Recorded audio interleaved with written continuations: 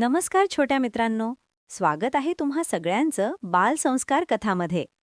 आज आपण ऐकणार आहोत एक खूपच छान गोष्ट, करकोचा आणि खेकडा. चला तर मग गोष्ट सुरू करूया. एक करकोचा होता. तो त्याच्या शेजारील तलावातून मासे उचलून खात असे. मात्र जसजसा तो मोठा होत गेला तसतसा त्याला एकही मासा पकडणे कठीण होऊ लागले. स्वतःचे पोट भरण्यासाठी त्याने एक योजना आखली. त्याने मासे, बेडूक आणि खेकडे यांना सांगितले की काही लोक तलाव भरून पिके घेण्याचा विचार करत आहेत आणि त्यामुळे तलावात एकही मासा राहणार नाही. मला या गोष्टीचे वाईट वाटले आहे आणि मला तुम्हा सर्वांची उणीव भासेल असेही त्यांनी सांगितले. मासे दुःखी झाले आणि त्यांनी करकोचाला मदत करण्यास सांगितले.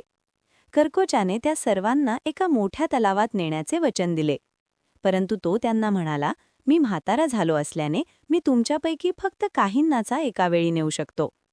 करकोचा माशांना एका खडकावर घेऊन जायचा, मारायचा आणि खाऊन टाकायचा. प्रत्येक वेळी जेव्हा त्याला भूक लागायची तेव्हा तो त्यातील काही माशांना खडकावर नेऊन खात असे. तलावात एक खेकडा राहत होता. त्यालाही मोठ्या तलावात जायचे होते. करकोचाने बदल म्हणून खेकडा खाण्याचा विचार केला आणि त्याला मदत करण्यास तयार झाला. वाटेत खेकड्याने करकोचाला विचारले, मोठा तलाव कुठे आहे? करकोचा हसला आणि माशांच्या हाडांनी भरलेल्या खडकाकडे इशारा केला. खेकड्याला समजले की करकोचा त्याला ठार मारेल आणि म्हणून त्याने पटकन स्वतःला वाचवण्याचा विचार केला. त्याने करकोचाचा गळा पकडला आणि करकोचाला मरेपर्यंत जाऊ दिले नाही. बोध: नेहमी प्रसंगावधान रहा आणि जेव्हा धोका असेल तेव्हा त्वरित योग्य कार्य करा.